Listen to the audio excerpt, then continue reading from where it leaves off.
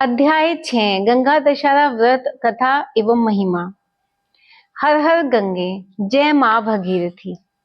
प्रिय श्रद्धालु भक्तों, आपका स्वागत है हमारे भक्ति यूट्यूब चैनल में, जहां हम प्रस्तुत कर रहे हैं जेठ मास महात्म की दिव्य कथाएं। आज हम पहुंचे हैं अध्याय 6 में, जो जुड़ा है गंगा दशहरा व्रत से, जिस दिन माँ गंगा पृथ्वी पर अवतरित हुई थी। गंगा दशहरा का पर्व ज्येष्ठ मास की शुक्ल पक्ष की दशमी तिथि को आता है। दशहरा शब्द का अर्थ है 10 पापों का नाश। इस दिन माँ गंगा का धरती पर अवतरण हुआ था, पृथ्वी को पापों से मुक्त करने के लिए और भगीरथ की पूर्वजों को तारने के लिए। प्राचीन काल में एक राजा सागर ने एक यज्ञ किया। उसके घोड़े को इंद्र ने छिपाकर कपिल मुनि के आश्रम में बांध दिया। राजा सागर के 60,000 पुत्रों ने जाकर वहां कपिल मुनि को अपमान कर दिया। क्रोधित होकर मुनि ने उन्हें भस्म कर दिया। उनकी आत्माएं मुक्त नहीं हो सकी और पितृलोक में भटकती रही। राजा सागर के वंशजों में एक थे राजा भगीरथ।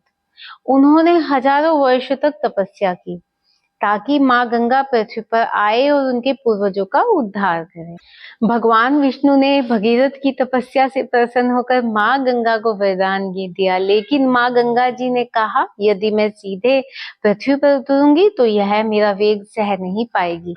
तब भगीरथ ने भगवान शिव की तपस्या की।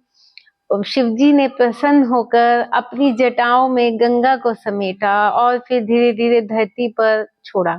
इस दिव्य दिन पर माँ गंगा स्वर्ग से जटाओं के माध्यम से पृथ्वी पर उतरी और यह दिन कहलाया जाता है गंगा दशहरा। गंगा दशहरा की व्रत विधि। भगवान विष्णु ने युधिष्ठिर को बताया, जो भक्त इस दिन माँ गंगा से स्नान करता है या गंगा जल से स्नान करता है, उसके 10 प्रकार के पाप, शारीरिक, मानसिक, वाचिक, जन्मजात और कर्मजन्य, सभी का नाश हो जाता है। अब जानते हैं व्रत करने की विधि। प्रातः काल उठकर गंगा अथवा पवित्र जल से स्नान करें। स्नान करते समय 10 बार गंगा मंत्र का जाप करें। ओम नमः शिवाय गंगाए विष्णु पदो भद्रवाय नमः। तिल, वस्त्र, पंखा, घी, चंदन, शरबत, आम और जल का दान करें। गंगा आरती करें और माँ की स्तुति करें। गंगे च जमुने चैव गोदावरी सरस्वती नर्मदे सिंधु कावेरी जलस्मिन् सन्निधिं कुरु। संध्या को दीपदान करें और गंगा स्तोत्र या गंगा चालीसा का पाठ करें।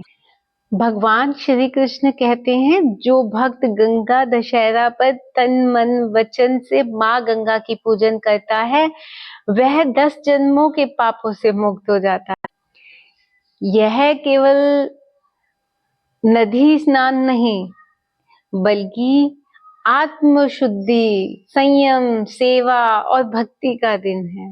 माँ गंगा केवल एक नदी नहीं, बल्कि मोक्षदायिनी है। उसका स्मरण ही मन को शुद्ध करता है। इस दिन का अर्थ है आत्मा का पुनः पवित्र होना। जैसे भगीरथ ने अपने पितरों के उद्धार के लिए तप किया, वैसे ही हम भी अपने पूर्वजों को श्रद्धा दें और धर्म की राह अपनाएं। जय माँ गंगे, जय भगीरथी। प्रिय दर्शकों, आज आपने सुनी गंगा अवतरण की पुरानी कथा और जाना गंगा दशहरा व्रत का पुण्य फल।